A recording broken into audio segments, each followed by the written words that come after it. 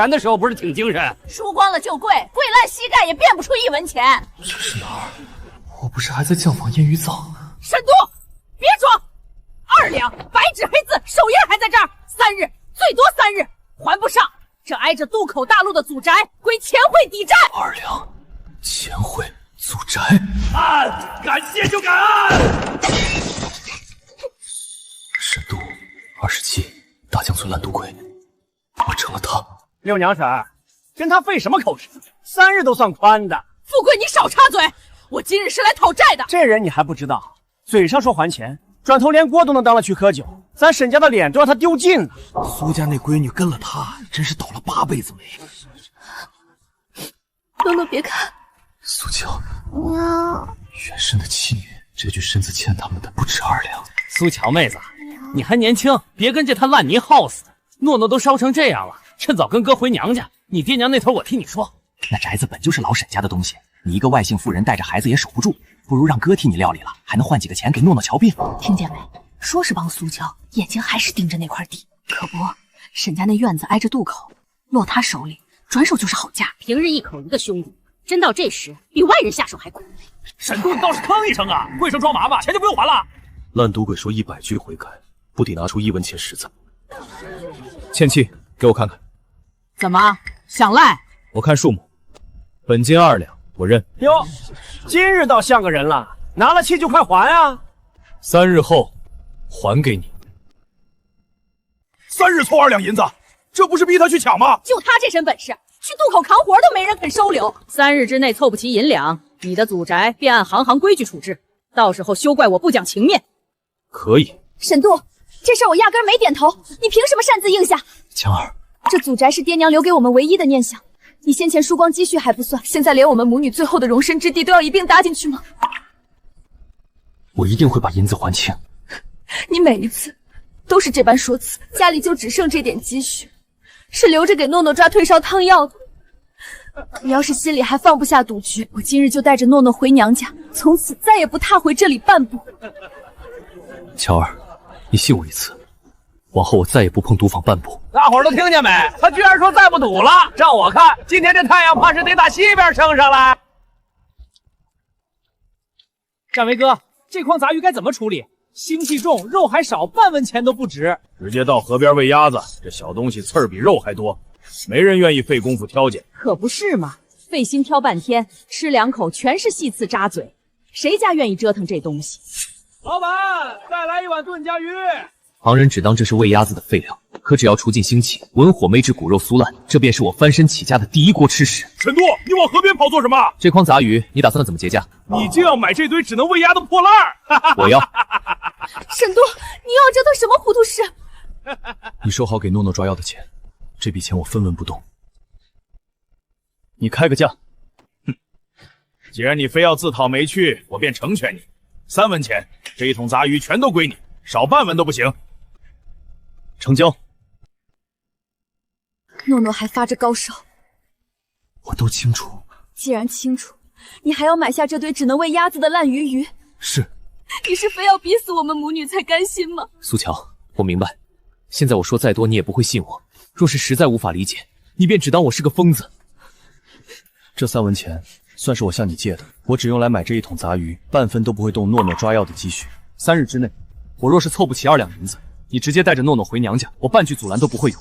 这是最后一次应，3文拿走。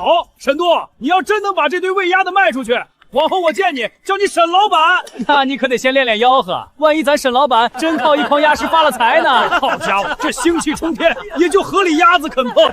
3日之内，2两银子我必定凑齐，祖宅不会被收走，你和诺诺也不必离开这里。沈都，你最好牢牢记住今日说下的这番话，不准你踏进屋子半步。我不进去。你要折腾那些杂鱼，就在院子里弄，千万别把腥脏东西带进灶屋。诺诺还发着烧，经不起折腾。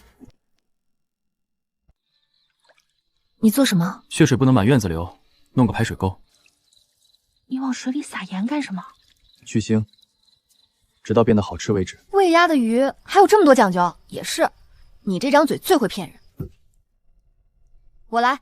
小儿，不是帮你，是怕你把井边也弄脏。沈渡，你这是改当鱼贩子啦？田婶儿，借我1瓢草木灰，明早还2条鱼给你家尝尝。哟，如今懂事儿了，还知道有借有还了。洗不干净可别赖我的灰不好。谢谢田婶儿，明早准还。他还会道谢。娘，好像没那么难闻了。你从哪儿学的这些？从前见人做过。不腌透，煨出来还是一股泥腥。鱼还得这么处理？家里还剩多少钱？你还想做什么？买粗盐、姜、葱、花椒、茴香1小块桂皮。香料，你要拿那么贵的香料做杂鱼？香味出不来就卖不出去。3文给了刘战报，诺诺的要钱流出来，总共就剩下10文。沈渡，这是家里最后一点闲钱。栓子，粗盐2文，姜葱2文，茴香花椒5文，鱼1文，归你跑腿。洗干净，煨到位就能吃，做得好还能换钱。这么小火能煨透？皮烂了，骨还是硬的。鱼还要煨到骨头软？味道还是行，但已经没法调了。我早说过，哪有那么容易？卖不出去就算了，别再往灶里添柴。你又要做什么？沈渡，那是拿钱买的香料。错了就不能硬卖。今日糊弄出1锅腥鱼，明日整个渡口都记住，姓沈的卖的是喂鸭的饲料。这回火要压住，先温火，再鱼进煨，一夜不能断。你倒真像是做惯了的。苏强，你家大半夜这是做什么东西呢？怎么那么香？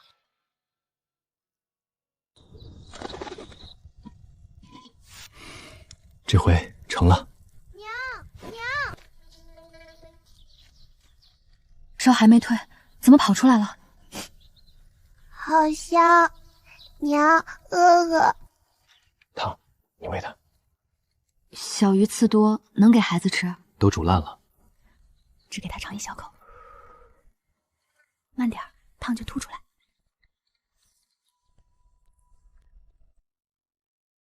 娘，好吃。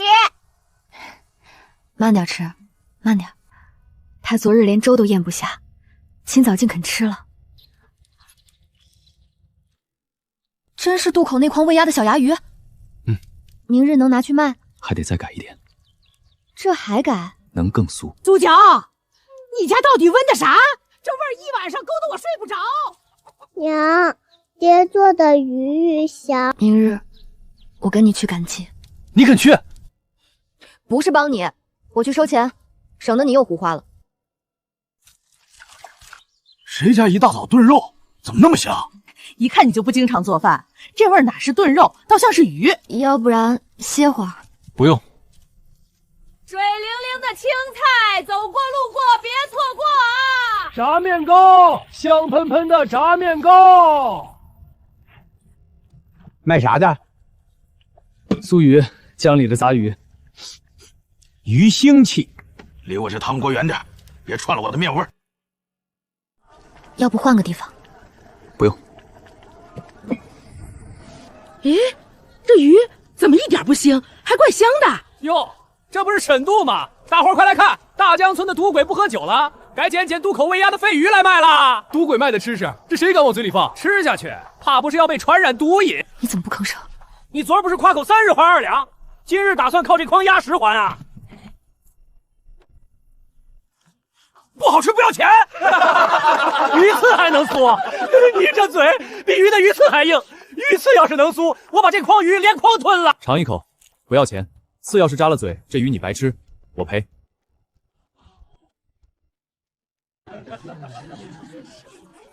闻着倒真香，可这是沈醉狗做的，别第一个吃，万一吃坏了肚子呢？你们尽管尝，反正沈老板能赚钱。吃坏了让他赔给你，我可不当第一个吃螃蟹的。给我尝尝。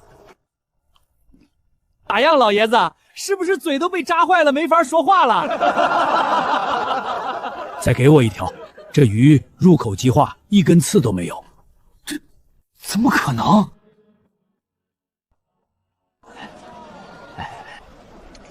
给我盛1波，带回去当浇头。收钱。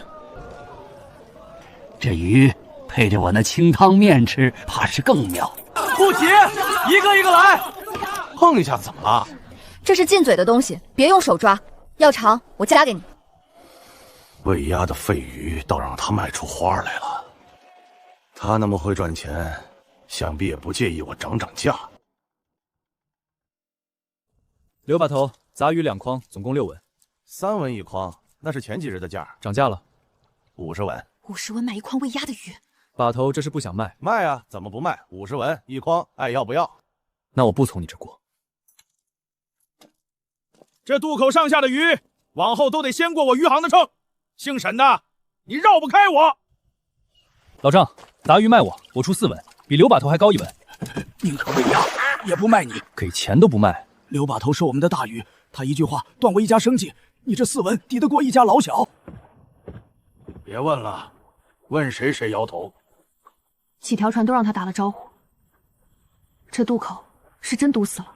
如果没有鱼，明天怎么办？找到有鱼为止。刘把头在附近几个村都认识，他要是提前打了招呼呢？那就找不靠他吃饭的人。院门开着，这一家有了。娘，这种鱼又腥刺又多，我拿去喂鸭吧。败家玩意儿，好歹是肉，你弄得又不好吃。大嫂，这些你们打算怎么处置？咋？你要买？买也行，加工也行。怎么加工？鱼你出，我替你做好，一半还你，一半归我。喂酥？这堆小鱼刺多肉碎，你们自己收拾，踢刺踢到天黑也吃不痛快，得费大半日功夫。刺不煨到酥，扎嘴，煨过了火又散了。给我，今夜我替你们煨出来，明早你家就有一盘连刺都酥的下酒鱼，不花1文。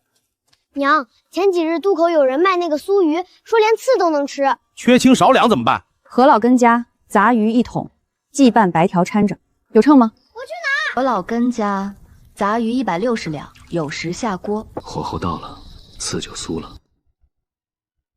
爹，鱼刺酥了吗？娘，沈家来了，真做好了。昨夜160两熟鱼缩水，这是分你家的，自己称。哟呵，你们还真敢让我称？当面清楚，省得日后说不明白。哎呦，刺都酥了，这真是那筐喂鸭的废鱼，连骨头都香。何嫂子，这鱼谁做的？咋那么香？我在村东头都闻见了。沈家鱼你出，他替你处理，不收费，最后一半还你，还给你记账，当面称。我家那口子今天上午才去网的，大鱼都做熏鱼了，这是剩下的小鱼儿，能喂不？一个一个说，谁家多少斤，什么时候送来？哟，沈老板生意挺红火，姓沈的本事挺大呀，收鱼收到人家院里了。你们找他处理，给掺上死鱼烂鱼，谁分得清？吃坏了肚子谁担着？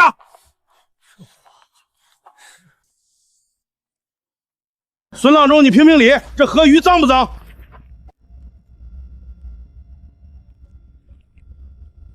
这鱼你做的是，可他这话也有半句是对的。死鱼病鱼隔了夜发馊的，做的再香也不行。听见没？怎么，你知道他用坏鱼了？我告诉你标准，你真愿意学，吃进嘴的东西，多严格都行。鱼哪儿来的？何老根家昨天拿的活鱼160两，有在下的锅。味儿不错，处理的也干净。来路不明的鱼不收，臭鱼不卖。每一锅从谁家来，什么时辰下锅都记。生鱼熟鱼，刀板分开。还有吗？送货人要按手印。这样倒清楚。有孙郎中这话，就敢买了。沈小子，手艺不错。人家来路是10多点都记着，就你嘴脏。账在你手里，收谁家的都由你说了算。你说不收，我不碰过。你就不怕我耽误你挣钱？我信你。你克的？不打密号，别人拿别家的馊鱼赖到咱头上怎么办？这几日带熬分的鱼卖出去，扣了柴盐油纸，手里攒下1两令35文了，离2两还差得远。散卖力薄，明日换个卖法。还换？酥鱼浇面。沈小子，今日还挨着我摆，今日不光挨着，咱俩一块卖。面钱归我，鱼钱归你们，账分开记。苏掌柜的管账，我放心。连刺都酥，这个顶饱。这位老板也给我1碗。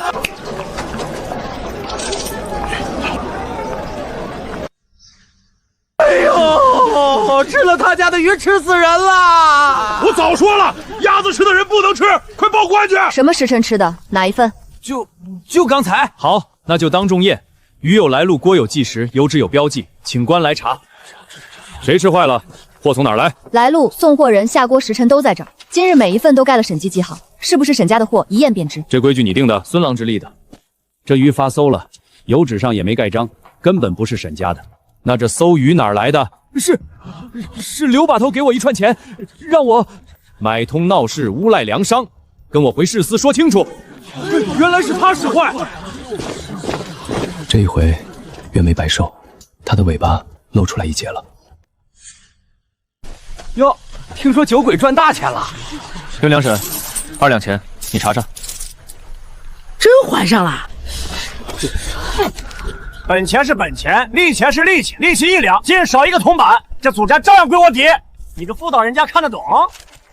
头一天六娘婶上门，我照着元气抄过一遍，本金3两，没有利钱。这张纸太新，墨也不是同一日按的。刘文书，你来断。这张旧契的字是我写的，原来契上我一不小心滴上了一滴墨水。站住！这假契的事，祖老得问清楚。沈度，债清了。往后我这面条可就指望你家苏鱼了。爹，鱼以后天天都有香香鱼吗？只要爹不偷懒就有。昨天小厮带了你的酥鱼到店里吃，味道太香了，不知道能不能给我们酒楼供货？每日50斤，你供得上吗？望江楼要50斤，咱俩就算不吃不喝，一天满打满算才出50斤。再这么下去，钱没赚到，人先垮了。光靠咱俩接不住这单。爹，你和娘怎么还不睡？这就睡。咱得招人了。招，从明天起还可以加新货。新货？审计招人，管饭，月前按活计算，先学后做，不许偷懒。沈度，我来。梅娘，你当初可把人家骂得最凶。骂归骂，他有手艺我就服。我男人打鱼的，要论收拾鱼，全村没人比我利索。留下。都愣着干啥？审计管饭还给月钱，比在家带孩子舒服。别急，一个一个来。师傅，苏骨的方子交不交？从今日起分4座，去鳞去内脏归梅娘管，其他程序各有各的活。所有人不许乱串。剖鱼提腮，谁比我快？尽管来比。4道工序分开，谁也见不着全套。这不是不信你们，是我们赚钱的命根子，也是你们赚钱的命根子。政府，你干啥呢？我看灶上火大了，怕烧糊。火候有我，你回去包装。这人眼睛不老实，盯着点儿，分了工就是防这个。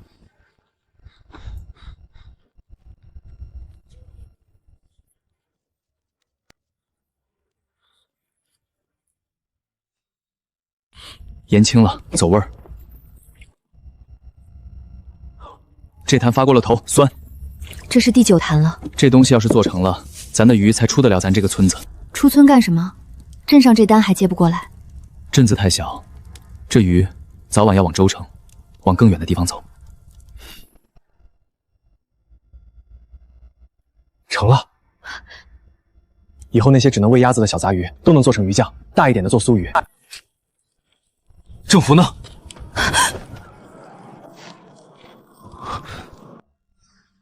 审计古酥鱼新铺开张，比老铺便宜1半，连刺都酥喽。这跟渡口张老哥面摊旁上卖的不像啊！一个方子出来的，还能有假？哪来的假审计？审计香味可比这浓。审计，我男人吃了你家的鱼，上吐下泻，人都脱了形。审计都有印章，你们买的那个有吗？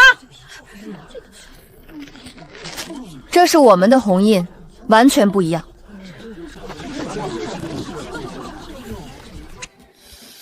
这鱼发过馊，还重盐重味盖着，是想遮住臭，吃坏是必然。政府那办着方舱的真流出去了，有人打着审教的幌子卖馊鱼害人，假货吃坏了人，脏水却泼到咱头上，这要传开，审计的招牌就毁了。不去对簿公堂，不告他，告一个冒出10个，要压假货，得让全镇的人自己认得出什么是真审计。真审计3样认得出：一看骨，连刺都酥，嚼着不扎嘴；二看印，火吸红戳，竹签烙印，缺一样就不是我家的。3看账，哪条鱼哪家什么时辰下锅，我这账册上一笔一笔记着，送货的都画了押，买我审计的吃得明白。市司已在去抓那冒名的摊子，往后认准，买错了，市司替你们做主。怪不得那便宜的都是假的，以后甭管谁挂审计的幌子，先看红印，印错的就是害人的假货。来呀来呀，便宜的好鱼，就是你家的馊鱼吃坏了人。秋训要来了，没了鱼，作坊打就得停，几十号人的生计都悬在这场训上。沈渡，秋训一来，半个月没人出去打鱼，没鱼下锅，望江楼每天的订单咋交？我家那口子船都拖上岸了，这月的工钱。谁说没货了？鱼仔，你早囤下了？前些日子事成的鱼仔能存能放，我留了心，江上鱼多的时候多做了些封起来，允期这几天先卖这个。鱼炸30坛，鱼酱10来瓮，所以不能光靠这点存货吃老本，趁现在我去尽可能的收鱼，全做成件。沈老板，以往秋训镇上所有酒楼都不卖鱼，可现在客人天天点你家那道酥鱼，你这儿可还接得住？接得住头几日，往后你要真断了我的货，我这可没法和顾客交代啊。断不了，酥鱼没了有鱼酱、鱼炸。才3日，存货就下去小一半。望江楼那边催得紧，镇上其他酒楼又都断货，人人都往咱这儿挤。照这么卖，撑不到退训。江上半个月不能下船，这可咋整？总不能眼看着断了吧？江里没鱼，不等于别处没鱼。今年这汛期提前，好些人鱼塘的鱼已经没了，水一漫梗，我这也要完，1年的辛苦要全打水漂了。王老丈，你要是现在起塘，你这鱼我全收。你真的全收？我收，当面过秤，当面记账，当面给钱，价钱比你自己挑到镇上去卖还公道。你不用愁鱼跑，我不用愁没料，两全。成，我这就叫人下塘起鱼。王家鱼塘，塘鱼起货，当面称，按手印。这几天地里没活干，本来还想着下江网点鱼回来吃，没想到能在你这儿上工。汛期谁都不许下江，太危险。整条的做酥鱼送望江楼，碎的小的全熬酱，存得住，卖得远。没问题。别家断货这些天，反倒是咱囤货的时候。塘鱼虽贵些，可省了断货砸招牌的大灰，这笔账划算。这半个月家家断了进项，只有你这作坊灯没灭过。可不，刚闲下来的时候，我真是闲得难受。到头来，在沈老板的灶上，反倒把这1个月的脚用挣回来了。训退了，江里的鱼也回来了，往后不光收江里的，塘里的也一并收，江塘两头断不了料。沈老板，现在赌我望江楼天天有你的酥鱼、鱼炸撑着，客人已经挤破了门。我算是彻底服了，旁人汛期没鱼可卖，你倒趁着这半个月把招牌越擦越亮。汛没来时，我们就把鱼炸、鱼酱囤下了，断货的时候有货才是真本事。往后这订单只多不少，只是你这鱼咋能存能放？光供我望江楼一家，可惜了。这一场训熬过来，不但没赔，反倒攒下的比往常还多。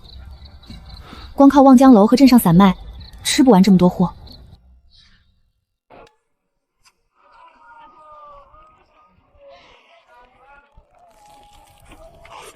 这东西叫鱼耍，封在坛里能存多久不坏味？封得好，2、3月不走味，路上颠簸也不散。我从州城来，赶了3日路，鲜鱼出不了100里就臭。州城的酒楼货站从没见过连刺都酥还能装马车远运的鱼货。沈小子，大鱼上钩喽！沈老板，头一批我先要200坛，运往州城。你库里若有现货，我即刻就要。往后州城胃口大得很，你供得上，我常年都要。好家伙，这存货真够我头一趟车的。200坛我有，可州城路远，坛子经不经得住颠，经不经得住晒，运到那头还是不是这个味儿？这我没试过。说得对，近处卖是一回事，远运又是一回事。封坛的盐、荷叶、火气差1分，路上就坏1坛，坏1坛砸的是审计在州城的头一回脸面。好一个没试过就不乱应。行，这头一趟坛子路上出了岔子，算我的，不赖你。走得通，往后咱常做。这一趟是审计出村的头一步，还清了旧债不算，扣了故宫的月钱、盐柴坛子，手里还攒下几10两。半年前，这是我想都不敢想的。可陈掌柜要往州城运货，这一步迈出去，就不是咱一村一镇的事儿了。你真想去？巧儿，你想想，半年前这鱼是喂鸭的废料，今日汛期别家断货，全村的鱼塘后的鱼都往咱这儿卖，几10号人靠几口锅吃了。镇子就这么大，几家的鱼几家的人，喂不饱一个州城。可只要审计的字号立到州城去，大江村多少人家的鱼有出卖，多少闲人有活干，这条路值得走。那就走，到了州城还是我管钱。都瞧瞧，咱大江村的鱼要坐马车去州城喽！这搁从前谁敢想？何老贵，想当初这鱼是喂鸭的，如今是要卖到州城去的宝贝。爹，你们要去好远的地方吗？那还回来吗？回来，等我们和鱼鱼在州城安了家就回来。沈老板，丑话说在前头，州城不比乡镇，那儿的渔货生意早有几家老字号占着，你这坛子一进城，好不好卖还不一定。我这鱼走得了千里。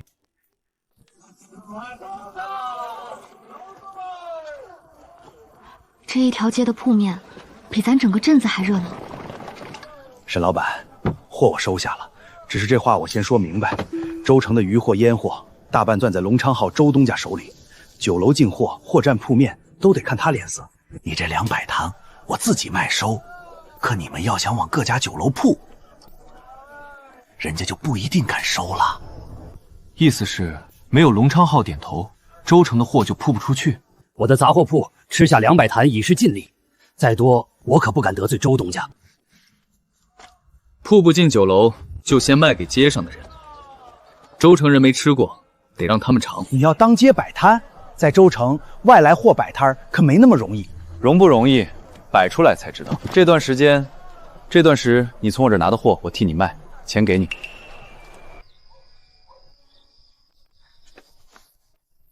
不知诺诺在田婶家闹不闹人？等州城站稳了脚，头一件事就是把他接来，让他看看爹的鱼鱼走了千里路。乡下来的鱼货，州城什么鲜鱼没有？谁稀罕你这腌了盐的东西？州城的鲜鱼，今日买今日吃，出不了城门就发臭。我这坛鱼揣着走3日路，送到你乡下老家，带去外渡铺子，开坛还是这个鲜味。走3日路都不坏？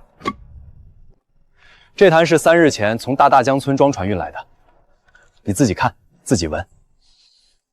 我明日就要下乡探亲戚，路远，鲜物带不得，给我来2坛，这个能带。送礼也体面，给我3坛。我那开铺子的兄弟在外挡，正好捎去。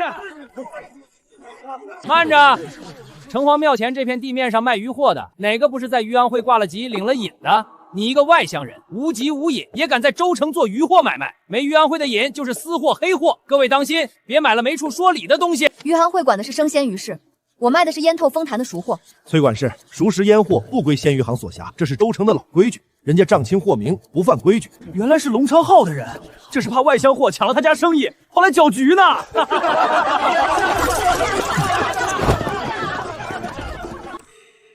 那鱼下酒绝了，封在坛里带回家，搁10天半月也不坏。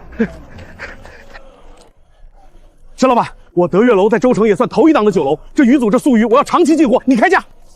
德月楼连他都主动上门了，这州城的门算是撞开了。我这就传信回大江村，让作坊加封鱼手走水路运来。州城这条路既开了，就不能断。东家，那外乡人姓沈，货叫古苏鱼鱼杂。这几日城隍庙前排的队，快赶上咱铺子了。前几日德月楼冯掌柜上门要长工之后，不少酒楼掌柜也去找他了。州城的鱼货20年都是隆昌号说了算。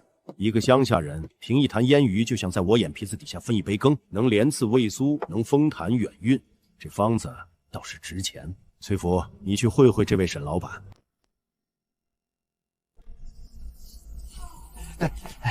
沈老板，前几日多有得罪，我家东家听说你手艺好，特意让我送个后生来，给你打下手当学徒，工钱我们自付，只求跟着长长见识。打下手可以，搬坛洗鱼收钱都成。成，阿贵还不谢过沈老板？谢沈老板。香料的分量不在这碟里，在我心里。你回去告诉你那周东家，想偷偷不走。撕破了脸，隆昌号怕是不会善罢甘休。软的探不着，接下来该来硬的。沈老板手艺是真好。我周某人在州城做了20年渔货生意，头一回服一个外乡人。这里是500两，你把古苏鱼鱼杂的方子，连同沈记的名号一并卖给隆昌号。往后你拿着这笔钱回乡，安安稳稳当个富家翁。州城风浪太大，不用你趟。周东家，这方子不卖。500两买你一个乡下当方子，还嫌少？不是嫌少，这方子卖了，我大江村几十户人家的鱼就没了去处。我这鱼喂饱的不是我一个人，这条命根子多少钱都不卖。好一个命根子！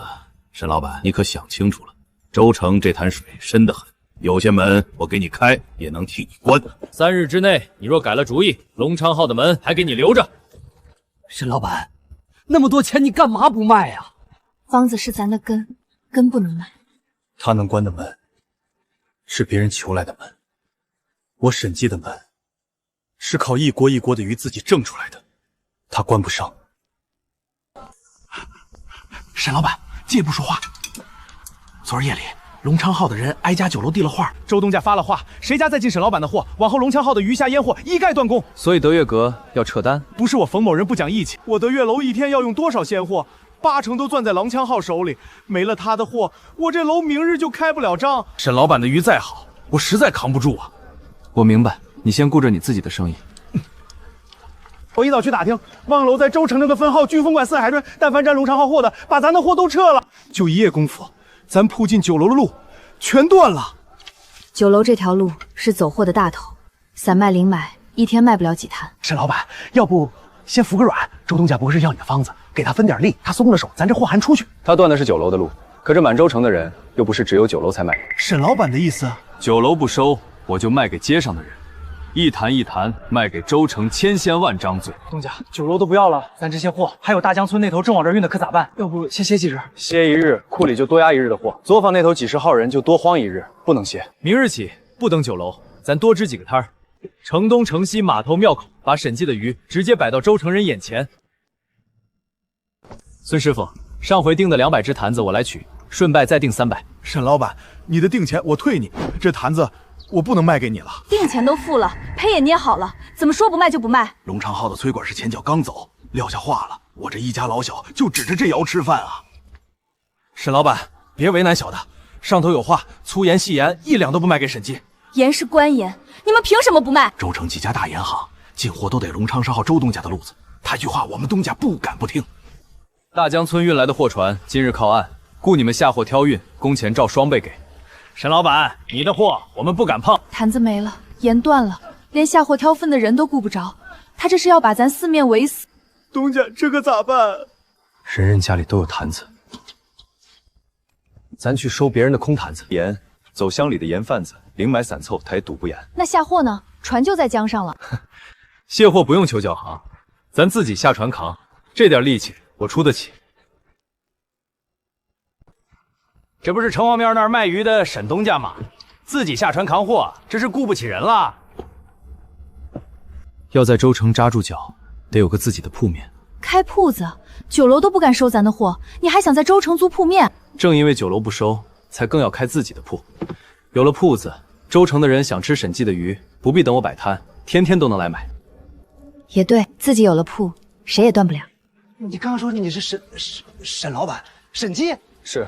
这铺子多少租钱？不租，这铺子东家昨说不租了。方才你还说空着等租客。实不相瞒，常昌浩放了号，谁把铺子租给审计，往后就别想在这条街上做买卖。州城这几条好街的铺面，房东们都得看常昌浩脸色，没人敢租给你了。跑了7、8家，一听是审计，门都不让进。周世昌这一手比断货还狠，他要让咱在州城连个落脚的地方都没有。咱去偏僻的地方，没人买怎么办？酒香不怕巷子深。老张，这铺子还租吗？租啊？怎么别家不敢租给你，跑我这偏街来了？老张知道我是谁？哼，龙昌浩那姓周的派人来我这儿放过话，他管得了那帮巴结他的，管不了我这把老骨头。我这铺子爱租给谁租给谁。那这铺子我租了，租钱按州城的行价，一文不少。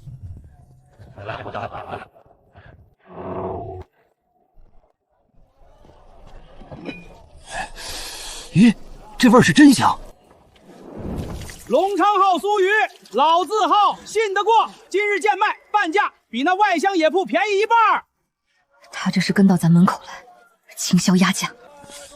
各位街坊，可听说了？这审计的鱼是乡下拿喂鸭的废鱼腌的，腌的久了，坛子里都长毛发臭，吃坏了肚子可没处说理去。喂鸭的废鱼那可不敢吃，他血口喷人。张苍浩，老字号，今日再降。听说是喂鸭的废鱼，闻着是香，可谁知道坛子里搁久了成啥样？嘴上的事儿辩不完。那怎么办？把灶搬出来，当着全街的面，从一条活鱼做起。来，都来看看。都说审计用喂鸭的废鱼，说坛里发臭长毛。今日我当着大伙一步一步做，哪一步脏了臭了，你们当场喊出来。这黑魔都撕得干干净净，比我家里收拾的还细。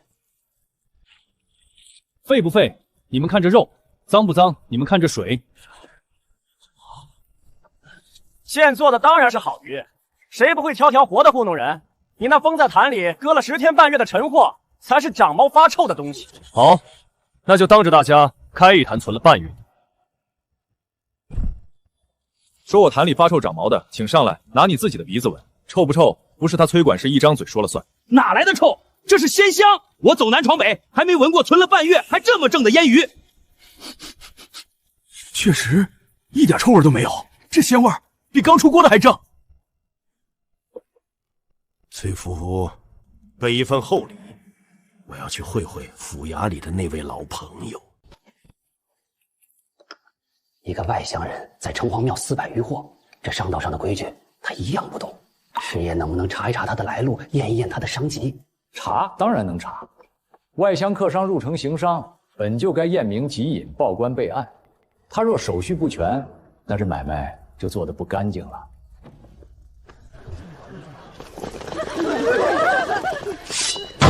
府衙查案，外乡行商，即引呈上来。入城的路引、行商的籍册、租铺的契书都在这儿，请官爷验。光有即引不算，你这鱼货来路可清？来，要验可以，每一坛哪日装的，哪家的鱼，火期哪日封的，账上都记着。这哪是查案，分明是找茬。今日先记下，往后3日一查，查出半点不对，封铺。刘振傲栽赃是市井的脏手段，这回来周市长是搬出靠山了。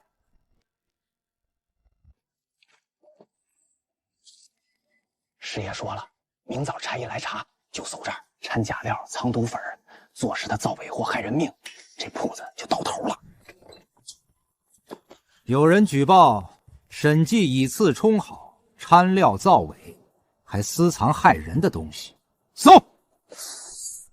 看，掺了脏料的假香料，这鱼你们还敢吃？官爷且慢，我审计的料进多少用多少，哪日买的哪家买的，账上一笔一笔都记着，这2包不在账上。再者，我审计的料包货坛封口都打审计的火漆红戳，烙审计的竹签印，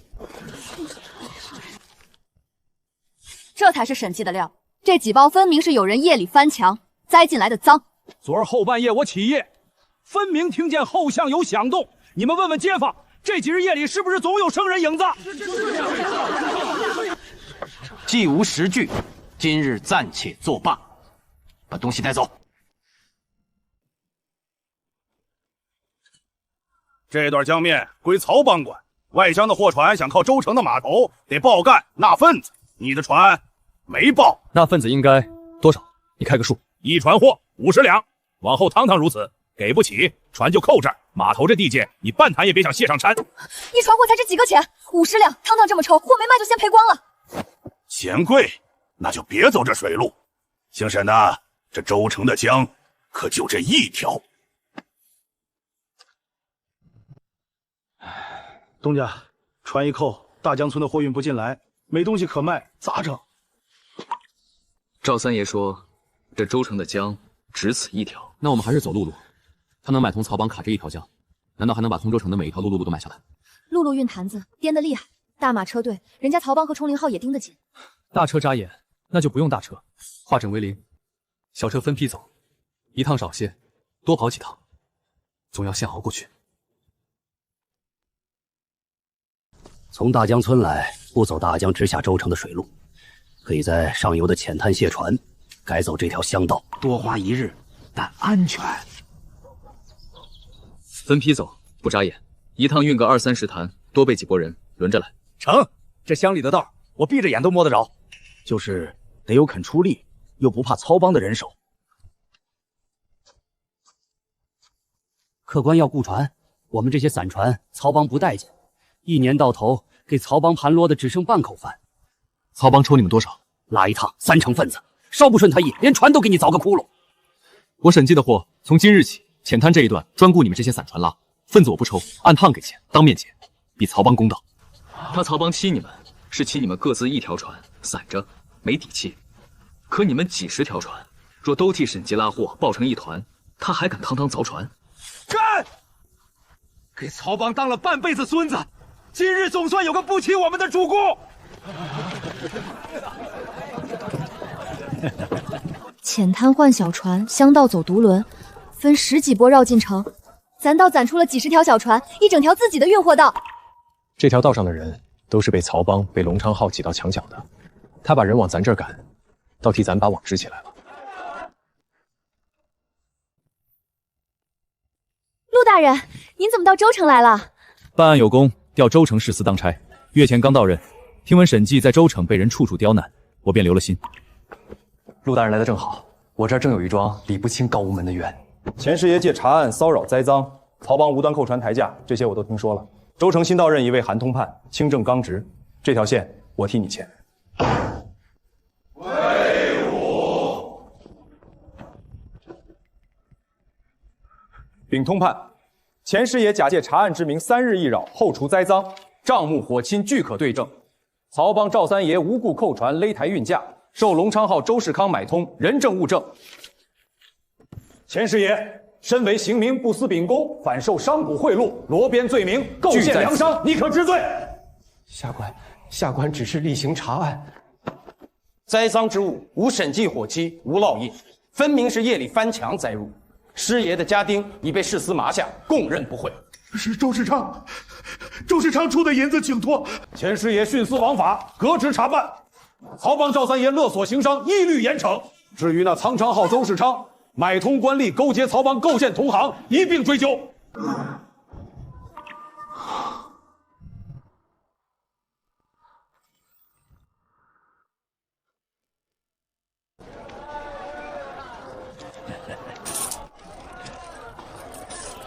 钱师爷倒了，曹帮的船也不敢再拦。这半月铺子的名声比城隍庙那会儿还响。站也站稳了，铺也开起来了，该把诺诺接来了。我天天夜里都念着他，走那日，他还扒着田婶的门框哭。我托陈掌柜的车队，先捎信回大江村。梅娘婶儿，娘呢？爹呢？都在州城等你呢。走，婶儿带你去找爹娘。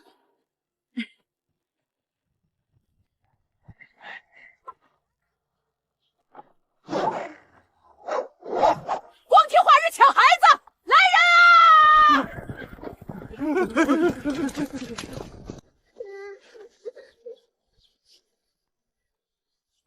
啊！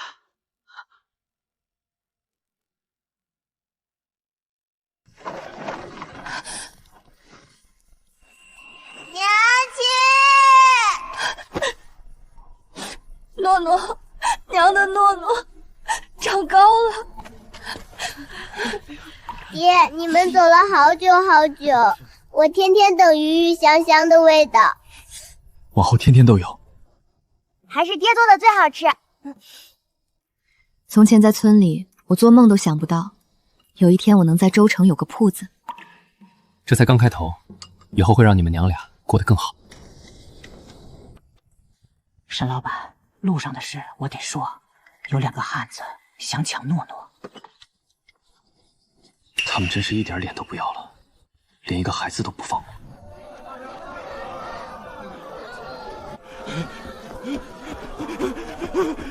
出人命了！吃了苏鱼出人命了！这可如何是好？沈老板，城西出事了，有一家人吃了苏鱼，上吐下泻，老人没扛住去了。如今满城都在传，是你沈记害的命。城西，咱沈氏的货从没往城西铺过。又是这一套，走去城西。就是你家的鱼治死了我爹。老张的事我痛心，可这鱼从哪儿买的？你先说清楚。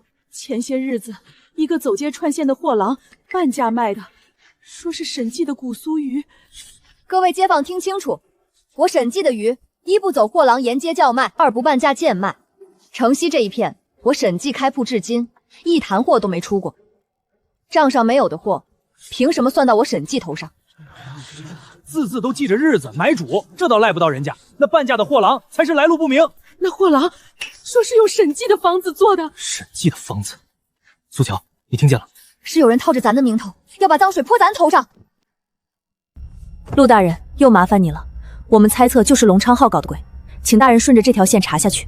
害了人命就不是市井小事了，我这就带人去查龙昌浩的货段。这些发骚的陈货，重盐重味，盖着臭气，套上仿的审计油纸，半价倾销，害了人命。崔福，你还有没说的？是当初买通郑福偷的半张，货是积压卖不掉的坏货。东家说套着沈家的名头卖，吃坏了人，正好泼审计脏水。还有这个，买通钱师爷的银钱往来，请托曹帮扣传的字据。周世昌这些年的旧账一并都在这儿了。害人的坏货，勾结的师爷，劫货的曹帮，一件他自己给自己攒齐了。我想泼他一身脏水，到头来是把自己的老底儿全抖了出来。龙昌浩东家周世昌以坏货冒名倾销，致人死命，买通官吏，勾结曹帮，构陷粮商，罪证确凿。我怎么可能输给你这个乡下泥腿子？你是输在那一锅一锅的真货上，假的终究盖不住真的。沈老板，龙昌浩一倒，如今周城的渔货就属你审计头一份了。我德月楼往后你可千万别嫌弃。德月楼长工，当面定，当面记，规矩不变。好，我这偏街的破铺子，如今成了周胜头一块金字招牌。鳖鱼的招牌是不是全州城最大的啦？是，可这招牌能立多久，靠的还是每一锅鱼都干干净净。沈老板，恭喜是真恭喜，不过丑话我还得说在前头。州城这地界你算是站到顶了，可州城之上，府城。沈老板久仰，老夫从府城来，专程为一口鱼。齐东家客气，为一口乡下鱼跑这一趟，什么我担不起。担得起。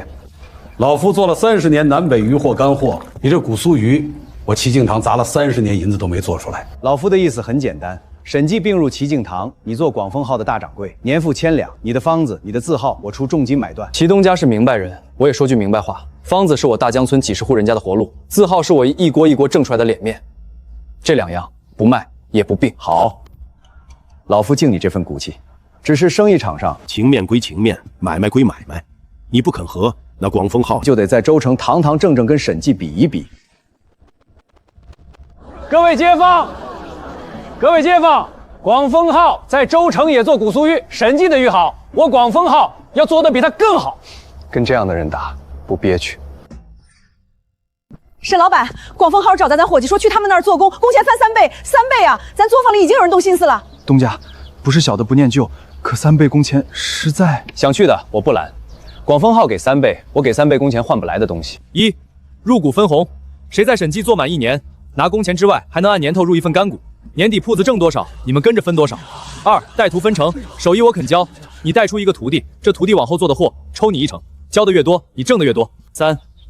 管饭、管病、管老，谁家有难处，作坊垫钱，做到干不动了，审计养着。东家，广丰号给3倍工钱，可他那儿一辈子是个伙计，在您这儿，我是有股的东家。沈老板得罪，我家东家有令，州城上下的好鱼，广丰照日价加倍收。往后这鱼市的肥鱼大鱼，怕是轮不到审计了。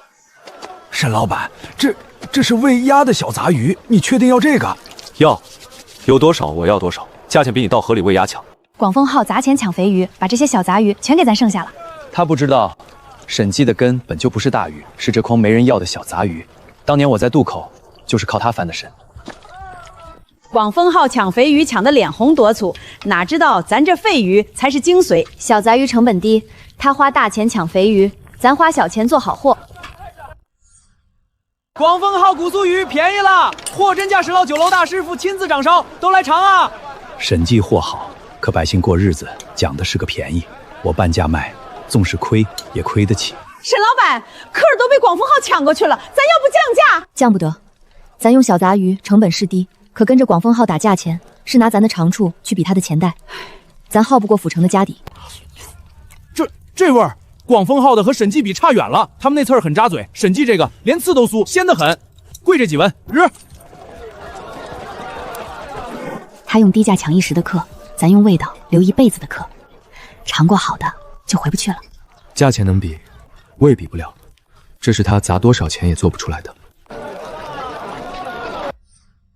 东家，这半月亏了不少，客却越来越少，街坊都说宁可多花几文也要吃审计的。30年了，还没人能让我齐敬堂砸下钱还讨不着好的。这局是我输了，输给这样一个人不亏。备礼，我亲自登门。沈老板，老夫此来是认输的，这局我齐敬堂心服口服。齐东家言重，你堂堂正正来打，我审计也就堂堂正正接。比起暗里使坏的，齐东家是我敬重的对手。你我斗下去，你耗人心，我耗银子，两败俱伤，不如合作。广丰号的商路遍布全国，借给审计走货，你的方子字号我一个字不碰，你出货走我的路，我得脚力借你的名。方子字号守住了，货路铺到了全国，这是把咱的鱼送到咱自己走不到的地方去。哈哈哈哈哈哈！痛快！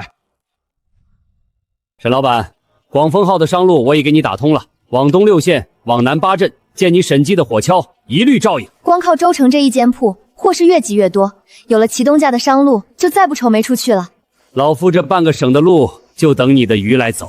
审计酥鱼连刺都酥，来来来，都尝尝。审计的鱼可香了，别客气，都排好，都排好，鱼多着呢。你来看这个，清河分号报的是3日出货80坛，可火亲的用数对不上，货出了90几坛的量，账上只记了80，还有临水、燕仙的布子，好几日是空的。铺子开得太快，人是新的，规矩没跟上。咱在州城守着一口锅，凡事看得见。如今隔着几百里、几十口锅，我这双眼睛照不过来了。爹，是不是家里的鱼开得好远好远了？可飞得太急，翅膀还没长硬。高掌柜，我这车明日一早就得走，20坛备好了没有？晚1日，我这趟就白跑了。快，火催大些，煨一夜这么慢，客都跑光了。高掌柜，东家立的规矩，酥鱼得温火慢煨1夜，骨头才酥。火一急，皮烂骨硬。咱这小地方谁嚼出那点差别？火大些，一天能多做1倍，货出得快，钱才来得快。味儿重些，盖过去就是了。乡下人吃的是个咸鲜下饭，谁去抠那根刺酥酥不酥？都听我的，这一批赶出去，月底的账好看，东家高兴，你们的分红也多。这个月的出货准是分号头1费。不是说连刺都酥吗？这刺还这么扎嘴，味儿还齁咸。我买的这坛也是腥气重，跟先前尝的不是一个东西。我小舅子在清河捎信来说，那儿的审计鱼又腥又咸，这审计的鱼是不如以前了。我也听说了，价格没少花，味道不一样，谁还乐意？查出来了，清河分号这半月出货比别家多1倍，可火候的柴煨鱼的时辰全对不上，燕仙布空着，火漆糊着。高掌柜为着赶货，为着月底账面好看，偷了火候，以次充好，砸了裘州全县审计这块牌子。周世昌处处使假，齐东家堂堂正正来打都没打垮咱，可自家人一松手，就能把咱的名声搞垮。那怎么办？告他，撤了他？可光撤一个高掌柜止不住血，我们得亲自去。备车去清河。东家，您怎么亲自来了？这月清河的出货可是12家头1份。火催过了，骨没酥，味道也不对。东家，我也是为了铺子，货出得快，月底账才好看，咱分号才开得多，开得旺啊！开得多，开得旺，也不是给审计这2个字长脸。清河的父老，这些日子你们买的审计鱼腥咸扎嘴，是我审度没看住铺子，是审计对不住你们。凡是这半月在清河审计买过鱼的，拿着坛子有纸来，一律照价退钱。退完，我这新造上的鱼白请你们尝，尝什么才是真正的审计。做买卖的出了岔子，多是遮着掖着，头一回见东家亲自赔钱，当街认错的。对喽，就是这个味儿，连刺都化了。先前那些果然是坏了规矩的。铺子铺到几百里外，我这双眼看不过来，看不过来就得立一套替我看的规矩。清河的事儿你们都听说了，今日叫你们回来，不是罚谁，是重立规矩。这规矩立死了，审计才走得远。1. 入股分红绑责任，从前入股是年底分钱，往后谁的分号出了坏货砸了招牌，头一个扣的就是掌柜自己的股。 2. 师徒带徒分成保守，酥鱼的火候去腥的门道，只准师傅耍手传徒弟，一道一道验过关才准上灶。教的不精，带出坏活，师傅跟着担。3. 账清货明，落到每一家分号。苏掌柜立的这套账，每一坛鱼哪日下锅，火候几时，谁验的鲜，谁封的火信，一笔一笔都要记。从今往后，账不清货不明的分号不必等出事，先停业。东家，把苏谷的方子多抄几份，各分号存一份，是不是就不怕手艺走验了？方子写在纸上，只会丢，会被偷。真正的方子不在纸上，在心里。人守住了，手艺就丢不了。沈老板，我跑南北货，消息灵。我最近听说，连京里那几位贵人的府上采买的管事都在打听。是吗？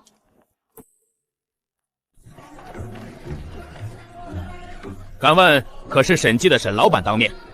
正是，这位是京城靖王府，奉王爷之命，请沈老板进京一趟。靖王那可是当今圣上的亲弟弟。王爷千金之躯，寻我一个乡下卖鱼的，所谓何事？不瞒沈老板，金秋是太后6时寿任，要办寿宴，宴上要一道鸭席的鱼。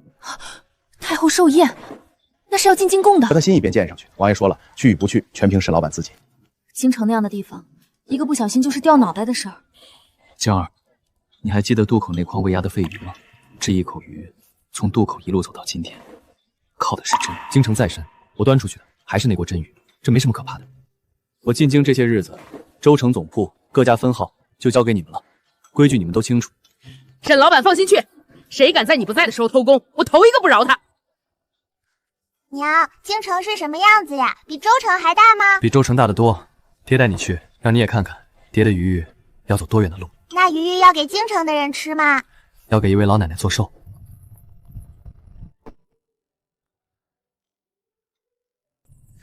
沈老板，前头就是靖王府了，王爷不喜张扬，府里一切从简。沈老板见了，莫要拘住。不必多礼。王爷厚爱，沈某惶恐。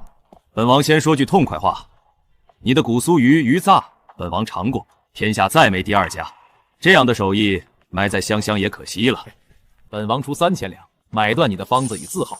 你若愿意，本王还可保你一个官身，做个御膳司的从九品，衣食无忧，光宗耀祖。王爷的抬举，沈某记在心里。可这方子不卖，这官身也不敢收。哦，3000两加一个官身，还留不住你？说说看。这方子卖了，10几家分号，几百号靠这几口锅吃饭的人就断了活路。至于官身，沈某一双手是拿来煨鱼的，带了乌纱，反倒煨不好这口鱼了。好一个带了乌纱煨不好鱼！本王在这京城见惯了削尖脑袋求官的，头一回见有人把官身往外推。太后6时寿辰，宴上要一道鸭席的鱼，本王想见你的古酥鱼上去。宫里的古法酥骨鱼讲究古酥而行全，你那古酥鱼酥是酥了，一家却散了形，上不了寿宴的席面。酥了骨又要不散形，这两样确实难。你以前没做过？没做过，不等于做不成。王爷，容我试，做不成我认，做得成这道鱼就替大江村，也替沈记挣个体面。想了一夜，还是没头绪。酥骨我有把握，可要酥了骨又不散形，我得好好想想。爹，你把鱼绑起来，它就不散啦。诺诺好聪明，可是爹爹试过了还是不行。这门道怕是得有懂古法的人点一点。沈老板，王爷请你到前厅，有位贵客要见你。好的，沈度，这位王喇当年是御膳房掌勺的头一人，宫里就属他最会做鱼，如今告老在京，本王3请4请才把他请来。晚辈沈度见过王老。丑话说前头，我来不是教你，是瞧瞧你这后生够不够格学。晚辈不图这门手艺扬名，只想把太后寿宴这一口鱼做得实实在在，够不够格，周老看晚辈做便是。刮鳞、剖腹、去腮到撕黑膜，手艺不错。乡下地方谁教你的？一锅一锅试出来的。我在宫里熬了50年，见过多少投机取巧的。你这后生不图官不图名，这份本分比手艺难得。古法酥骨要酥骨又不散形，关期就一个，大小火交替，中间要提出来亮透，一提一回形就锁住了，骨也能酥到底。官桥我点给你了，你们就夫妻2人，守得住吗？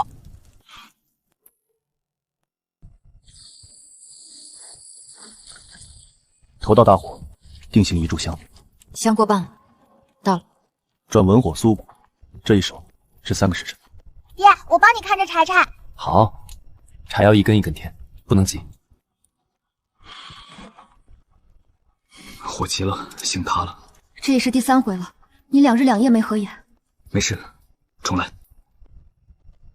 爹，我不困，我陪你守鱼鱼。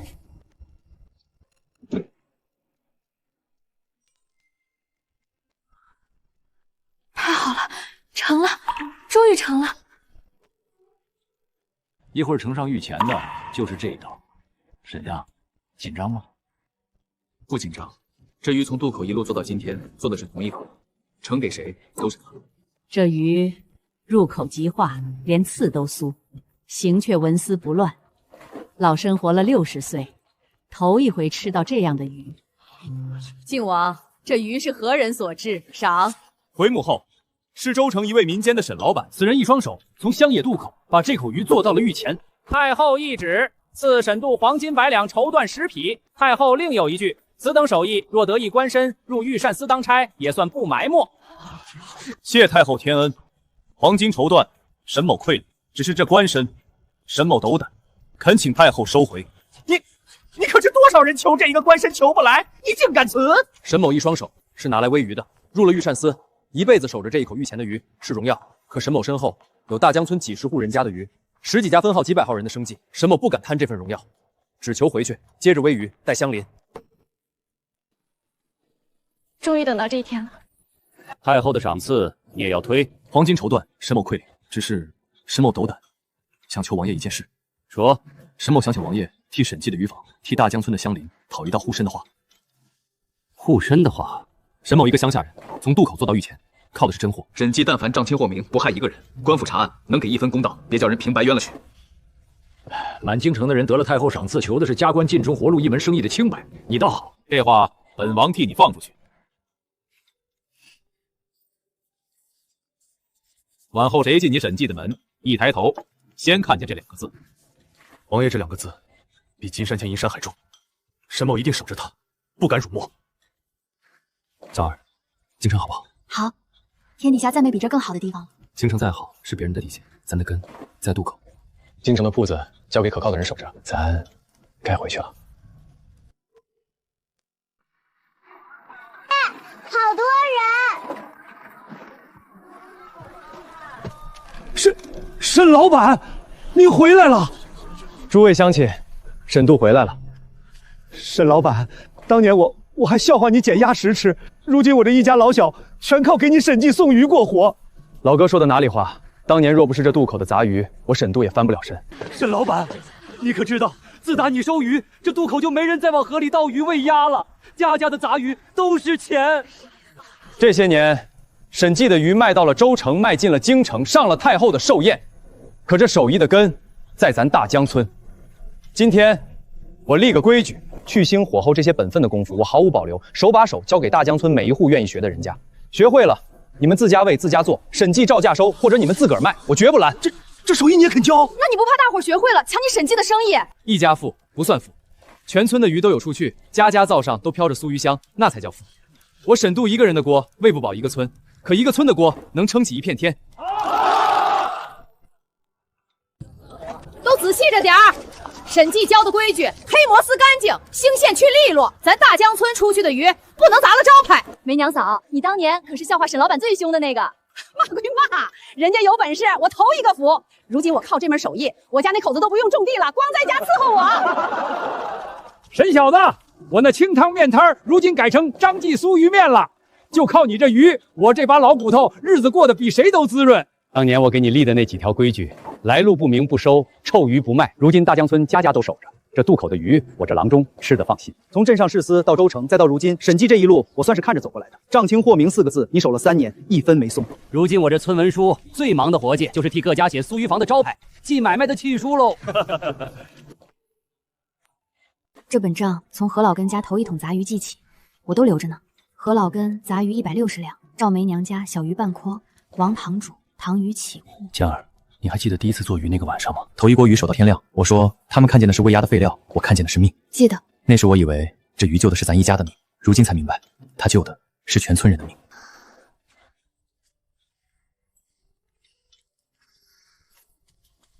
从2两银子的债岛屿前的贡鱼，有时候我半夜醒来，还当是做梦。不是梦，是咱一锅一锅实实在在熬出来的。